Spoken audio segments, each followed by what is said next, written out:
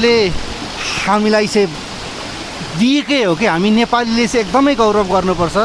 यति नजिकका ठाउँहरुमा चाहिँ हामी यस्तो यस्तो राम्रो धर्नालाई। नमस्कार दर्शकवृन्द, आजको यात्रा चाहिँ हाम्रो नुवाकोटको लौकी झरनातिर लाग्ने प्लान छ। सो अब अहिले चाहिँ म यहाँ साथीहरूलाई कुरिरहेको छु बाइपास चोकमा। अगाडिको भिडियो देखाउँदै गर्छु, हेर्दै गर्नु होला। Stay tune, by. आहा, कति सुन्दर यो हिमाललाई चाहिँ मैले यहाँबाट कैद गर्दैछु। लौकी झरना जाने क्रममा चाहिँ मैले यो सुन्दर हिमाल, घाम टलल्ल लागेको सेतो हिमालमा देख्ने मौका पाएँ। Hi, good morning, namaste from Gurung Gaun. So we are on the way to Lauki Jharna. So few minutes ago we are there near to Shivpuri. Shivpuri डाँडालाई हामी तल आयौँ र आजको दिन एकदम लाइक भन्नै पर्दैन, सुन्दर हिमालका दृश्य, लागेको घाम, सेतो हिमाल टल्ल देख्न सक्नुहुन्छ।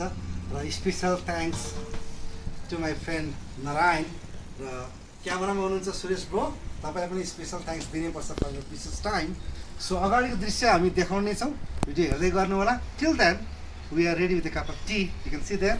हामी चिया खान्छौँ, भिडियो हेर्दै गर्नु। Stay tune guys. Hey hello, wow, it's so nice. ल हेर्नुहोस्, यो चाहिँ सानो झरना हो यो चाहिँ है। सो योभन्दा अझै राम्रो झरनामा हामी पुग्छौँ, हेर्दै गर्नुहोस् है त्यो video. Thank you very much. Hello guys.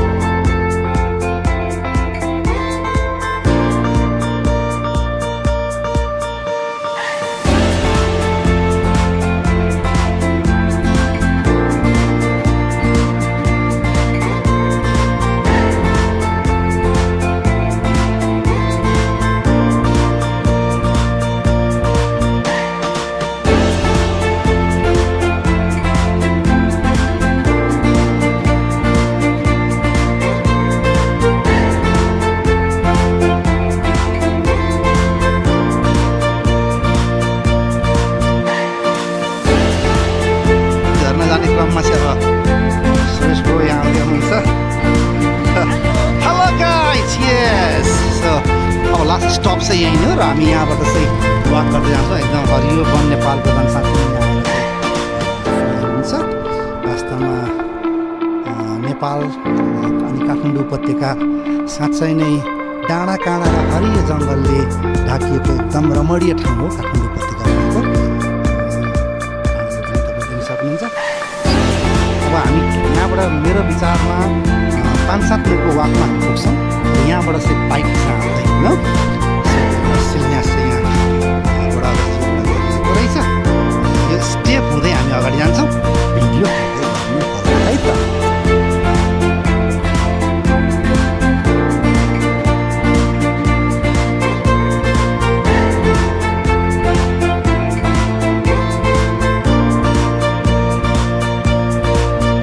So हामी यो झरनाको हेर्नुहोस्, देख्न सक्नुहुन्छ दायाँ र बायाँ झरना मजाले एकदम सुसाएको पानीको आवाज र कलकल कलकल बगेको पानी चाहिँ देख्न सक्नुहुन्छ।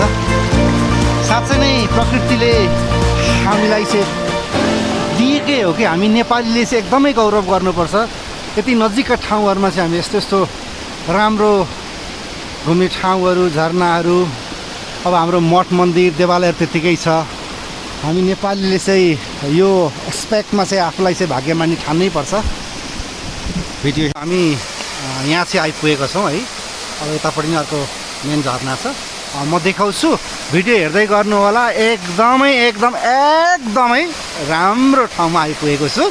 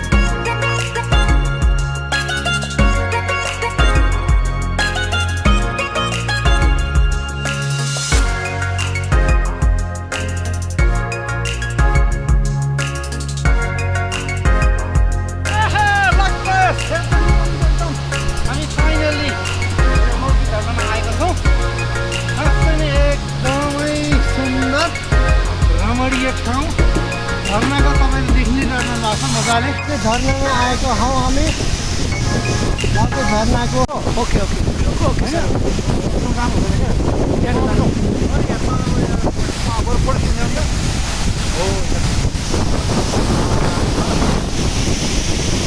It has to take care of yourself, my dear. Thank you very much. Thank you all for your subscribe. You all are very lucky with it.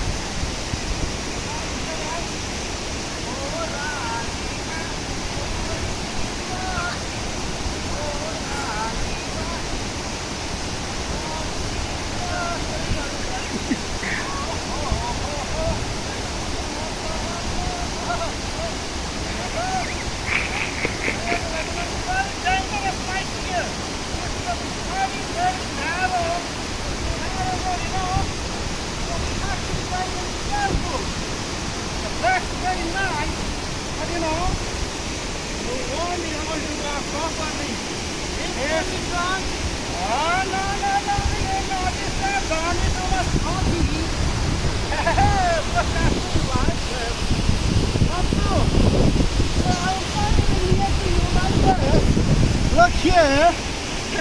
Look here. Oh, ho, ho, ho, ho. I'm sweating, but you know, झरना त एकदम मनमोहक नै छ। अब झरना लौकी झरनालाई चाहिँ यो सामानको लागि चाहिँ बाई बाई भन्दै हाम्रो यात्रा चाहिँ अब return back to Kathmandu.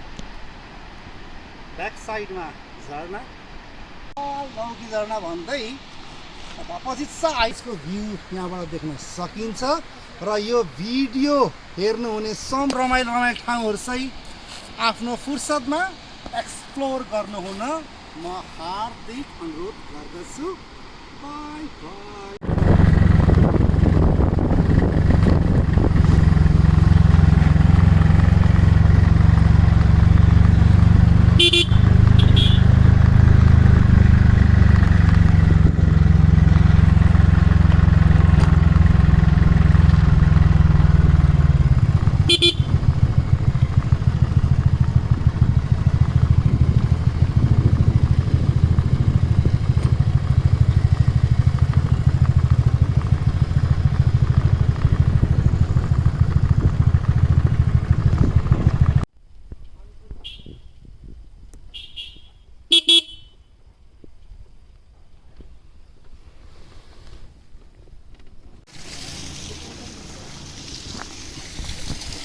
Hello hello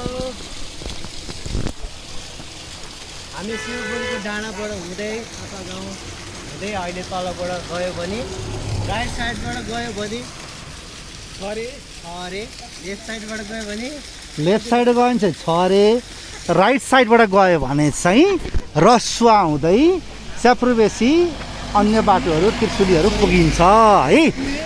ल अब यो बोर्डमा पनि क्लियरली लेखेको छ यहाँबाट 3 किलोमिटर रहेछ छरे झरना। Stay tuned. Thank you.